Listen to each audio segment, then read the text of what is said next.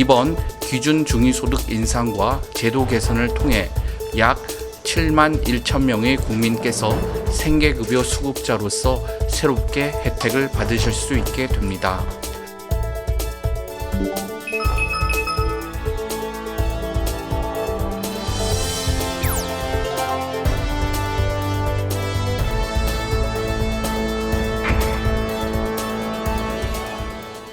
지난 10일 보건복지부에서 약자 복지 강화, 저출생 대응 방안 등을 담은 업무 보고를 발표했습니다. 지난해 정책 방향을 제시하고 또 제도 틀을 만드는 데 집중했던 반면 올해에는 가시적인 정책 성과를 거두는 것을 목표로 하고 있습니다.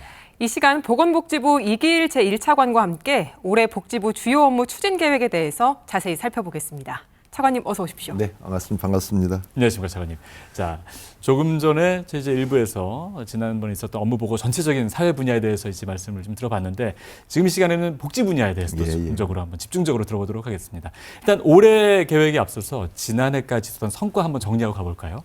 예, 말씀 주신 대로 지난주 금요일 날 저희가 업무 보고 주의 현안 해법 회의를 가졌습니다. 네. 그러면서 기존에 있던 여러 가지 그 정책의 성과를 한번 했었는데요. 아마 첫 번째는 약자 복지입니다. 예. 우리 가난하고 어려운 분들을 최대한 돕자는 거가 됐어요. 정말로 기준 중위소득을 가장 높게 6.42%를 인상을 했거든요. 그리고 두 번째를 보게 되면 저출생 대응입니다. 네. 사실 지난번에 이제 부모급여 같은 게 0세는 100만 원, 1세는 50만 원을 하게 돼 있고요. 또 네. 하나가 제가 몇 번 나와서 말씀드렸는데 열심히 했던 것이 사실은 난임 정책입니다. 네. 그래서 예를 들면 필수 가입력 검사비도 하게 돼 있고 또 평생 25회를 이렇게 하게 돼 있는데 아이당 25회를 하는 걸 못했었고요. 또 예. 하나가 지난해 7월 19일 날 우리가 보호출산제를 시행을 했거든요. 그래서 이미 이제 아이도 많이 태어나야 되지만 태어난 아이를 잘 보호하자고 그래가지고 그걸 해봤더니 정말 한 60명 이상의 아이를 제가 살렸습니다. 네. 보호출산 신청한 아이들이 52명 정도 되고 또 신청을 해서 철회한 아이들도 10명이 넘게 돼 있거든요. 네. 그래서 그런 좋은 제도가 있었고 근데 그 결과가 있는지 모르겠지만 참 저희가 기쁜 소식이 들어왔습니다. 예. 지난 1월 3일 날 행안부가 조사를 해봤더니 지난해 낳았던 그 아이들이 그 전에보다도 7,200 우리가 95명 정도 더 태어났습니다. 아. 네. 당초에는 우리가 그 한 0.68명 정도를 떨어질 거 예상했었는데 반전이 돼가지고 네. 한 0.74명 정도는 좀 될 것 같다. 그렇게 이건 해가지고 정말 놀랍고 기쁜 소식이죠. 그렇습니다. 예. 그리고 더 아주 반가운 것은요. 우리나라 분들은 이 결혼을 해야만 애를 낳거든요. 네. 그런데 지난 10월까지 지난해보다도 25% 2만 1,000쌍위권 정도가 결혼을 많이 했습니다.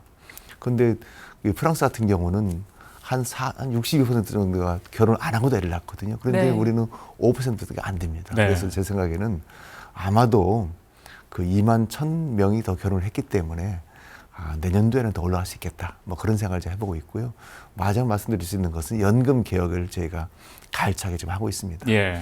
지난해 9월 4일 날 21년 만에 처음으로 단일 개혁안을 발표를 했었거든요. 그렇기 네. 때문에 금년도 상반기에 반드시 개혁을 이뤄내도록 하겠습니다. 예, 이렇게 지난해에 어떤 여러 가지 정책들로 인한 좋은 결과들이 이제 조금씩 가시적인 성과로 그렇습니다. 나타나고 있는데 이제 예, 올해 예. 어떤 것들이 있는지 또 하나 살펴보도록 하겠습니다. 자, 일단 복지 서비스의 기준이 되는 그 기준 중위소득이 있습니다. 이게 굉장히 큰 폭으로 이제 늘어났다는 또 소식이 있거든요. 어떻습니까? 예, 큰 폭으로 늘어났습니다. 예. 제가 판넬을 준비했는데요. 참 기준 중위소득이 참 어려운게도 생각을 하세요. 네. 쉽게 말하면 우리 국민 전체를 100명으로 본다고 그러면 예. 딱 가운데 있는 50번째 있는 분의 소득이 기준 중위소득입니다. 50번째 가운데 그렇습니다. 예, 있으신 예. 분이군요. 이게 평균이 아니고요. 50번째 있는 분들이 네. 분입니다. 네.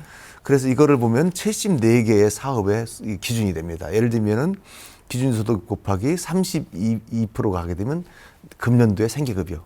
그런데 4인 가족 같은 경우에는 610만 원으로 올랐거든요. 예. 6,400가 올랐잖아요. 여기에서 30을 하게 되면 예를 들면은 4인 가족은 요 돈이 나오게 돼 있습니다. 아, 그렇군요. 그리고 저희가 27년까지는 35% 올린다는 그런 얘기가 되어 있고요. 의료급여는 40%, 교육은 50%. 가장 많은 것이 이제 사실은 그 국민 국가 장학금이거든요. 네. 학생들이 아이를 등록금을 내야 되잖아요. 이 금액 같은 경우도 4인 가족은 여기 곱하기 200%가 되는 겁니다. 예. 그래서 예를 들면 우리가 1인 가족 같은 경우는 금년도는 지난해가 71만 원인데 금년 76만 원으로 5만 원이 올라가게 돼 있어가지고 약 7.33% 오르게 되어 있고요. 2인 같은 경우도 126만 원, 3인은 161만 원, 4인이 가장 많다고 보게 되어 있는데요. 이것은 195만 원까지 보장하게 돼 있어서 이것이 12만 원이 오르게 되는 거죠. 요 차이 12만 원이 드는 거거든요. 예. 그래서 6.42%가 오른다. 그리고 혹시라도 6인 가족 같은 경우 258만 원이 되기 때문에 14만 원 더 오른다. 이렇게 볼 수가 있겠습니다. 그래서 아까 나온 것처럼 저희가 7만 1,000명이 더 혜택을 보게 돼 있습니다. 예. 지금 지난해가 한 165만 원 정도, 165만 원 정도인데 7만 명이 되게 되면 172만 명 정도가 혜택을 보게 된다. 그렇게 볼 수가 있겠습니다. 이것이 네. 사실은 약자 복지의 가장 큰 것입니다. 예. 네. 이 방금 의료급여에 대해서도 이야기를 해주셨는데 의료급여와 관련해서 이 부양비 부과 비율도 좀 완화가 된다고 하는데요. 일단 예, 그렇습니다. 부양비가 뭔지 좀 궁금하고요. 예, 예. 구체적으로 어떻게 완화되는 건지도 좀 설명해 주시죠. 예, 그렇습니다. 사실은 우리가 그 부양비라는 개념이 있어요. 사실 예. 부양가족이라는 개념이 있거든요. 예. 그런데 예를 들면 우리 부모님이 계시지만 자녀분이 있는 경우가 있거든요. 일족 이내에 직계 혈족 같은 경우죠. 근데 이런 분들 같은 경우에는 부인을 부모님을 부양할 수 있는 책임이 있지 않느냐 그래가지고 부양 의무자라고 이렇게 얘기를 하고 있어요. 근데 제가 점차적으로 이걸 없애보고 있는데요. 특히 의료급여 같은 경우에는 부양비라고 그래가지고 자기가 우리 부모님이 계신데 내가 이제 그 아들입니다. 아들 같은 경우에는 기준 중위수도 아까 말씀드린 640만 원 정도가 사용이 되는 거잖아요. 이 금액을 넘는 금액 같은 경우에는 부양 능력이 있다라고 보는 거예요. 네. 네. 거기에서 보통 그 남은 소득에서 30%를 이렇게 더해가지고 이것을 소득에 가산하게 돼 있거든요. 근데 사실은 우리가 보게 되면 이 가족이 뭐 아들, 딸이라 하더라도 혹시 며느리라 하더라도 사실은 부양 의무는 있지만 능력이 없는 경우가 꽤 많이 있잖아요. 그렇죠. 또 사실은 우리는 기본적으로는 돈을 준다고 생각하는데 사실은 자녀 관계가 끊어졌기 때문에 돈을 못 주는 경우도 꽤 많이 있거든요. 그렇기 때문에 그런 경우에는 사실은 지금 30%를 가산하던 것을 10%만 가산하게 한다. 네. 그렇게 되어 있고요. 장기적으로 이런 것도 지금 없애날 그런 계획으로 있습니다. 그래서 점점 말씀드리게 되면 의료부 같은 경우에는 40%를 기준으로 하고 있는데 점차로 그런 기준을 좀 없애나간다. 그렇게 볼 수가 있겠습니다. 예. 네. 또 약자 복지의 한 축, 장애인 장애인이 있습니다. 장애인분들이 생활을 잘 할 수 있도록 장애인 연금이 있는데 장애인 연금도 이번 또 올라요. 그렇습니다. 네. 우리 장애인분들이 한 265만 명 정도가 계십니다. 그런데 예. 중증 장애인분들이 한 35만 명이 계시는데요. 그분들에 대해서는 저희가 연금을 드리고 있습니다. 왜냐하면 생활도 어렵고 또 장애로 인해 가지고 더 이 가산되는 그런 어려움도 많이 있거든요. 그래서 그 급여가 크게 두 가지입니다. 첫 번째는 기초급여라고 그래가지고 지난해보다 7,700원이 오른 우리가 34만 2천 원 정도를 저희가 이렇게 드리고 있고요. 여기 나오고 있군요. 기초급여 같은 경우에는 근로 능력이 감소에 따른 보전급여라고 그래가지고 저게 34만 2,110원입니다. 저 금액 같은 경우에는 우리 기초연금에 이 어르신들 똑같은 금액을 주게 되어 있고요. 오른쪽에 있는 경우가 있잖아요. 장애로 인한 추가 비용 보전을 9만 원을 해주게 되어 있습니다. 9만 원 같은 경우에는 우리 재가장애는 9만 원. 그리고 또 한편으로는 차상위 같은 경우에는 8만 원. 그리고 차상위 넘는 장애인분 같은 경우에는 3만 원을 해가지고 예를 들면은 재가급여 장애인 같은 경우에는 말씀드린 것처럼 43만 원 정도를 제가 드리게 돼 있습니다. 예. 앞으로는 이것 같은 경우도 점차 확대해서 장애인분들도 정말로 생활 살 수 있도록 그렇게 잘하도록 그렇게 하겠습니다. 예. 예. 이 지난 몇 년 동안 또 한국 사회에 영향을 줬던 게 바로 코로나19 팬데믹이 아닐까 싶은데 이로 그렇습니다. 인해서 사회 관계망이 굉장히 약화가 됐습니다. 그렇다 보니까 주변 사람들과 단절된 채 살다가 이제 아무도 모르게 생을 마감하는 고독사 사망자 수도 좀 많아졌는데 이 원인과 대책에 대한 좀 이야기들이 나와야 될 것 같습니다. 어떻습니까? 예, 원인은 말씀 주신 대로 정말 코로나 있다 보니까 집안에만 있게 되는 거예요. 그러다 보니까 이게 청년 같은 경우는 희귀고물이라고 그래가지고 예. 가족과의 단절이 있는 상태거든요. 네. 그래서 그런 것이 이제 첫 번째 원인이 될 수가 있겠고요. 두 번째는 1인 가구가 지금 35%입니다. 그러다 보니까 사실은 혼자 사는 사람이 많잖아요. 예. 네. 이 어르신 같은 경우는 40% 같은 경우가 독거 노인이시거든요. 또 혼인을 안 하다 보니까 이런 가족 관계가 떨어지는 그런 경우도 많이 있고 또 하나가 우리 말씀 주신 대로 사회 관계망이 많이 끊어져 있습니다. 네. 그러다 보니까 혼자 들어가셔가 있는 경우인데 고독사의 개념 같은 경우에는 그렇습니다. 혼자 외롭게 사시다가 혼자 들어가셔가지고 나중에 발견된 그런 케이스가 있는 경우예요. 그래서 저희가 조사를 보니까 23년도 같은 경우가 3,661건이 나왔습니다. 해마다 조금씩 늘고 있습니다. 3378에서 3,559건. 그리고 지금 3,060건 늘고 있는데요. 그래서 제가 이것을 많이 좀 줄여야 되겠다 그래가지고 여러 가지 대책을 세우고 있습니다. 예를 들면 그 고독사 예방 그 시범 사업을 옛날 같은 경우는 일부만 했었는데 지금은 전체 시군구를 모두 하게 되어 있고요. 네. 우리가 24년도 같은 경우는 고독사 예방 여러 가지 그런 계획을 다 세워서 하고 있고 또 한편으로는 시범 사업 여러 가지 선별 센터를 만들어 가지고 정말로 어떤 분들이 고독사 예방이 되는 건지 그런 걸 잘 할 그런 계획을 세우고 있다는 말씀을 드리겠습니다. 네. 이 결론적으로 말씀드리게 되면 정말로 고독사 같은 경우는 정말 있어서는 안 되는 그런 경우거든요. 네. 나중에 정말 그 현장에 가보게 되면 정말 이 때로는 뭐 정말 원룸이라든지 또 고시원 같은 데 많이 들어가고 계세요. 그렇기 때문에 이런 건 없도록 다양한 것을 저희가 해보도록 그렇게 하겠습니다. 네. 고독사에 대한 원인과 대책에 대해서도 말씀을 해 주셨는데 고독사로 이루어지기까지의 그 전 단계라고 할 수 있지 않을까요? 위기 가구가 있습니다. 많이 있습니다. 예, 갑자기 잘 생활을 영위하다가도 어느 순간 갑자기 또 어려움을 겪는 그런 위기 가구들이 있는데요. 이런 위기 가구들을 발굴해내는 것도 굉장히 중요하지 않을까요? 매우 중요합니다. 옛날에 22년도 8월 달이었죠. 그때 수원 세무녀 분들이 사실은 돌아가셨거든요. 네. 근데 원래 그분들은 그 주소는 화성에 있었습니다. 화성에 있는데 수원으로 오셨는데 그때 여러 가지 뭐 채무도 있고 그래서 오셨는데 사실 발견을 못했던 거거든요. 저도 그때 가보니까 아이고 참 정말로 저 연결실 가봤습니다. 네. 정말 안타까운 사연이더라고요. 그래서 제가 그걸 가지고 그때는 39개의 위기 가구를 이렇게 발굴했었습니다. 예를 들면은 단전, 뭐 전기가 끊기는 거죠. 단수, 또 단가스가 끊기는 거라든지 때로는 건강보험료를 체납하는 경우도 있습니다. 그래서 그 뒤에 했던 것이 보면은 우리가 혹시라도 이렇게 실직 상태가 있는 거, 또 한편으로는 이렇게 병원에 가지 못한 경우도 있는 거, 그런 경우 같은 경우에는 더 추가를 해가지고 47종으를 지금 하고 있는 그런 상태가 되겠고요. 그 다음에 같은 경우 보니까 전주 이 다가구에서 난 사례가 있는데 이 보니까 다가구가 이렇게 있는데 10가구가 있더라고요. 예. 그런데 그 가구의 그 전체 호수는 되어 있는데 개별적인 매토 301호가 돼 있는 그걸 알지 못하게 된 거예요. 그래서 그때 저희가 행안부를 통해 가지고 그 호수까지 다가구 같은 경우도 전체가 아니라 다가구에 호수까지도 하게 돼 있고 또 한편으로는 가서 보니까 이게 문을 못 여는 겁니다. 네. 그런데 또 문을 열게 되면 그 모든 여는 비용 같은 경우에는 119가 또 112가 부담을 하게 됐었어요. 예. 네. 그러다 보니까 어려워가지고 진짜 그런 경우에는 강제로라도 열 수 있는 그런 조항도 개발을 했고요. 지금은 47종을 지금 하고 있는데요. 이번에 제가 새로 만든 것이 뭐냐면 AI입니다. AI요. 예. 그런데 보통 이거 2개월에 한 번씩 20만 명을 제가 체크를 하고 있는데 보통 15만 명 정도는 중앙정부에서 체크를 해가지고 내려보내주게 돼 있고 나머지 5만 정도는 지자체에서 그걸 발굴해가지고 20만 명인데 이걸 다 확인하기 힘든 거예요. 네. 그래서 저희가 그 기본적으로 이번에 할 수 있는 것이 AI를 통해 가지고 50만 구 정도는 50만 가구는 그걸 통해서 발굴을 하고 있습니다. 지난번에 시행을 했는데 제가 한번 가봤어요. 네. 가보니까 그 AI가 여성분이 나왔는데 주로 지금 생활에 어려움은 없는 것인지 또 지금 돌봄이 필요한 가구는 없는 것인지 또 생계비가 도움이 필요한 것은 없는 것인지 또 그런 걸 물어보더라고요. 또 하나는 일자리가 필요하냐 물어 제가 일자리가 필요합니다. 또 어려움이 없냐 해가지고 제가 물어봤습니다. 여러 가지로 제가 생계비가 끊겨가지고 밥을 못 해먹고 있다고 했더니 네. 그 AI 분이 그런 어려운 상황이 있느냐 그런 상황 같은 경우는 바로 제가 후암동에 갔었거든요. 네. 후암동 주민센터 연락을 해가지고 연락을 하도록 하겠다.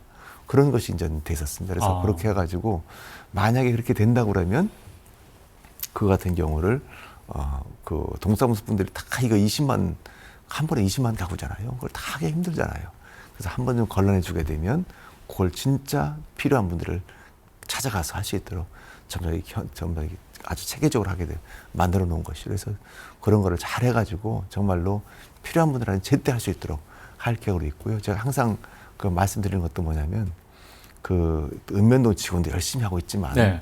또 지역에 있는 좋은 이웃들이 있는 자원봉사분들 또 통반장분들 또 한편으로는 돈 임대를 내주신 분들이거든요. 네. 그런 분들 바로 있기 때문에 그런 분들이 같이 도와줘야만이 정말로 수원 세무녀 같은 사례가 다시는 생기면 안 됩니다. 그래서 예. 저희가 열심히 말씀을 드리겠습니다. 예, 네. 지역사회에 도움이 필요하다 그렇습니다. 이런 바로 이야기를 그겁니다. 해주신 것 그렇습니다. 같아요. 예. 함께 돌봐야 됩니다. 예. 이 저소득층에 대한 이야기도 해보겠습니다. 제가 볼 때는 저소득층에서 가장 중요한 지원 중에 하나가 자립 지원이 아닐까 싶은데 이번에 보니까 자활근로에 참여하는 사람들 중에서 취업이나 창업에 성공을 하면 또 지원금이 제공된다고요? 예. 그 취업이나 창업을 해가지고 생계급여에서 벗어난 사람들이 있습니다. 예. 근데 사실 그 옛날 같은 경우는 오라 나싱이라고 그래가지고 그 안에 들어오게 되면은 생계를 받게 되면은 많은 서비스를 받게 돼 있는데 네. 그걸 벗어나게 되면 서비스를 못 받는 거예요. 네. 그러다 보니까 네. 많은 분들이 내가 그냥 여기서 안주하고 싶다 그런 생각을 많이 하게 되는 겁니다. 그래서 예. 저희가 이 자활 성공 사례금이라고 그걸 드리게 돼 있습니다. 예를 들면은 열심히 자기가 노력을 해가지고 생계급을 벗어나 탈수급을 하게 된 거죠. 그 6개월이 되게 되면 50만 원을 드리게 돼 있고요. 네. 또 혹시라도 1년을 하게 되면 100만 원을 추가 드려가지고 총 150만 원 정도를 더 드리려고 하고 있다는 말씀드리고요. 옛날 같은 경우는 자활 같은 경우가 사실 6%가 안 됐는데 지금 같은 경우에는 한 25%가 그렇게 자활을 탈수급을 하고 있거든요. 네. 저기 나와 있잖아요. 네. 그러면 자활성공 지원 같은 경우 최대 150만 원입니다. 취업에 성공한 탈수급 지급자에 지급하게 돼 있는데 지원 50만 원 같은 6개월 이상 근로활동이 지속할 경우, 두 번째는 100만 원 이상 할 경우에는 1년에 할 경우에는 두 개를 합하게 되면 150만 원을 지원 드린다는 거기 때문에요. 저희가 많은 분들이 정말로 탈수급을 해가지고 스스로 할 수 있도록 그런 거를 많이 하도록 되어 있고요. 지금 이 자유관리 사례사가 있거든요. 지금 같은 경우는 125명이 있는데 250명을 확대를 해가지고 지금 자활센터가 전국에 250개입니다. 예. 한 명씩을 꼭 부담을 시켜가지고 이분들이 잘 카운셀링, 컨텐츠 할 수 있도록 그렇게 최대한 만들도록 그렇게 하겠습니다. 네. 이 근로를 통해서 본인들이 어려운 부분들을 이제 채워나가는 그런 부분들도 굉장히 중요할 것 같고요. 또 자산을 만들어주는 부분도 굉장히 중요할 것 같습니다. 아무래도 탈수급한 이후에 그렇습니다. 어느 정도 목돈이 예. 생겨야 그것들을 계속해서 조금씩 쌓아나가는 본인들의 어떤 동기도 되지 않겠습니까? 예. 그래서 그거를 자산 형성 사업이라고 합니다. 예. 이게 첫 번째 옛날에 생겼던 것이 한 2010년쯤 된 것 같아요. 그때는 우리 옛날에 보육원에 있는 분들한테 저희가 그런 사업을 처음 시작을 했거든요. CDA라고 그러죠. 아동 발달 지원 계좌입니다. 예. 예를 들면은 내가 5만 원을 내게 되면 우리 정부에서 배로 10만 원을 지원해 주게 돼 있습니다. 그래서 그렇게 해서 잘 자산 형성을 해가지고 나중에 18세가 됐을 때 그거를 이렇게 사회에서 할 수 있도록 그런 걸 해주게 되어 있고요. 또 한편으로는 지난해 같은 경우 많이 제가 말씀드렸는데 자립 준비 청년들이라고 하잖아요. 그런 네. 분들에는 자립 수당 월 50만 원 정도 그리고 자립 정착금 정도를 월 10만 원 정도를 제가 이렇게 하고 있고 또 한편으로는 때로는 이렇게 나가서 살 수 있는 집이 필요하거든요. 예. 그런 경우에는 이렇게 자립할 수 있는 집 같은 경우를 우리가 어디죠? 그쪽 주택공사를 통해서 하도록 되어 있고 네. 이렇게 되어 있기 때문에 그런 걸 열심히 하고 되어 있고요. 또 한편으로는 이 청년 같은 경우가 있습니다. 청년은 내일 저축 계좌를 통해서 청년측이 하도록 되어 있는데 예. 이거 같은 경우도 월 10만 원을 내게 되면 30만 원 정도를 더 지원을 합니다. 기초수급자 같은 경우는. 그렇게 되면 한 달에 40만 원이 되잖아요.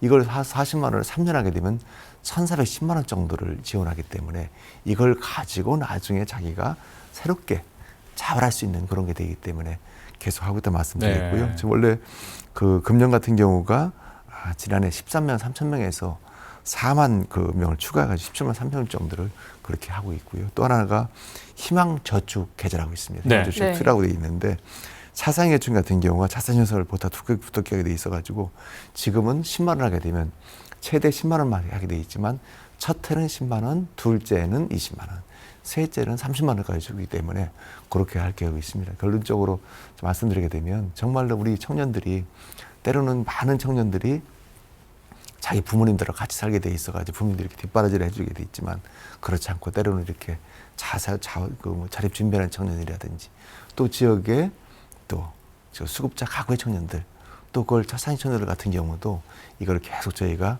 스스로 일정 갭을 넣어주게 되면 10만 원을 넣게 되면 때로는 20만 원, 30만 원 되게 되고 나중엔 1,310만 원까지 하는 네. 그런 제도를 잘 만들도록 그렇게 하겠습니다. 이건 정말로 자립을 도와주는 정말 좋은 제도입니다. 예. 시드머니이기 때문에 앞으로도 정말 계속 확대해 나가도록 하겠다는 말씀을 드리겠습니다. 네, 그러니까 나이에 따라서 어린 경우에는 뭐 디딤씨앗 통장 아까 말씀하신 그렇습니다. 거예요. 디딤씨앗 그리고 통장. 청년 같은 경우는 청년내일저축계좌. 그렇습니다. 그리고 또 어르신들 같은 경우 차상위 등에 있는 경우는 이제 희망저축계좌, 그렇습니다. 투 이것들을 활용하시면 그렇습니다. 큰 자산 형성에 네. 도움이 된다. 맞습니다. 말씀 잘 처음 어린 들었습니다. 애들은 씨앗, 씨앗 두 번째는 청년 내일, 네, 마지막에는 희망저축. 네. 그렇게 단계별로 있다는 말씀드리겠습니다. 예. 네. 예. 마지막으로 연금 개혁에 대한 이야기를 좀 해보겠습니다. 지난해부터 계속 이제 수행을 해오고 계신데 저희가 방송에서도 한번 자세하게 몇 번 설명을 맞습니다. 해드렸었습니다. 예, 예.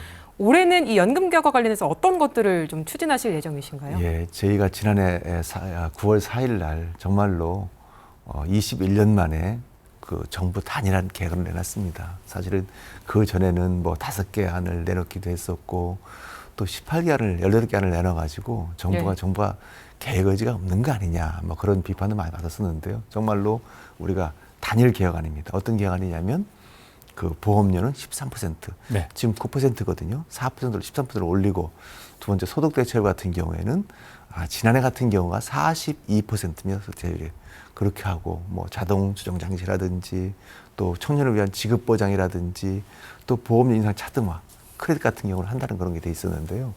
정말 저희가 너무나 아쉽습니다. 왜냐하면 지금도 9%, 40%는 지속 가능하지가 않습니다. 네. 매일 885억 원 정도가 적자가 발생되고 있어요. 네. 연간이면 32조 원인데 왜냐하면 원래는 40%를 받으려고 그러면 19.7%는 돈을 내야 됩니다. 그런데 9%만 지금 우리가 저희 보험료 받고 있기 때문에 10.7%가 부족한 거잖아요. 이 돈 같은 경우에는 줘야 되기 때문에 네. 지금 1,470억 정도 되어 있는 그런 돈이 자꾸 부족하기 때문에 나중에는 2056년도에는 정말 소진이 됩니다. 그래서 저희가 빨리 개혁을 해야 되겠다는 생각을 가지고 있고요. 참으로 다행인 것은 어느 정도 국민 공감대가 형성이 돼 있습니다. 예. 네. 지금 9%에서 13% 올리는 거는 지금 국회 22개 법안이 와 있거든요. 다 똑같습니다. 13%는 다 올리겠다는 게 돼 있는데 예. 다만 소득 대체율 자체가 지금 40%도 있고 50%도 있습니다. 그런데 대체로 40에서 45에서 지금 이렇게 좀 논의가 되고 있거든요. 그렇기 때문에 저는 이번에 반드시 개혁이 돼야 되겠다. 옛날 저희가 지금 27년 동안 지금 개혁을 못 하고 있어요. 근데 그 국민들께서도 항상 하고 그 여러 가지 전문가 같은 경우도 왜 한 자리를 숫자 1%는 못 들리냐. 그래가지고 오죽하면은 마의 10% 벽이라는 게 생기겠습니까? 네. 그런데 이미 다 공감대가 지금 13%로 4%는 게 공감되어 있어요. 그 제가 생각할 때는 정말로 이게 정말 좋은 기회입니다. 네. 가장 좋은 개혁은 가장 빠른 개혁입니다. 제가 지난번도 한번 말씀드린 적이 있었는데 제가 코로나를 오래 했습니다. 그래서 백신을 이렇게 딱 맞을 때 그때 백신이 아스트라제네카, 파이자, 모데나 뭐 여러 가지 또 우리 SBA 바이오 사이언스도 다 나와 있었거든요. 그런데 어떤 기자가 저한테 물어보더라고요. 일통장관님, 가장 좋은 백신은 어떤 백신입니까? 그 얘기는 뭐냐면 화이자가 좋냐, 모데나가 좋냐, 아스트라제네카가 좋냐, SK 바이오 사이언스가 좋냐, 때로 노바백스가 좋냐, 그런 질문이었던 거죠. 그래서 제가 답변 드렸습니다. 예, 여러 가지 백신이 있습니다만서 가장 좋은 백신은 가장 내가 빨리 맞는 백신입니다. 그렇게 말씀드렸더니 다 이해하시더라고요. 지금도 가장 좋은 개혁은 가장 빠른 개혁입니다. 그래서 빨리 개혁을 해야 되고 그것은 금년 상반기에 해야 됩니다. 왜냐하면 내년 같은 금년 하반기는 내년 상반기에 지방선거가 예정되어 있습니다. 예. 그런데 사실 선거를 앞두고는 보험료를 올리기가 힘듭니다. 국민한테 부담이 되는 거거든요. 네. 그렇기 때문에 저는 가장 빠른 개혁이 가장 좋은 개혁이다. 그렇게 말씀드리겠습니다. 꼭 예. 해야 됩니다. 네. 예. 특히 그 개혁은 또 국회 협조가 필요한 부분이기 때문에 그렇습니다. 국회의 또 양당의 빠른 협조를 좀 당부하는 계속 바입니다. 말씀드리고 있고 아마 국회에서도 여야가 의지는 같이 가지고 있습니다. 예. 아마도 국회에서도 빠른 시일에 논의가 돼서 곧 개혁이 될 걸로 저는 기대하고 있습니다. 네. 네. 예. 지금까지 보건복지부 이기일 제1차관과 함께 복지부의 또 업무 보고 주요 내용 함께 짚어봤습니다. 오늘 말씀 고맙습니다. 감사합니다.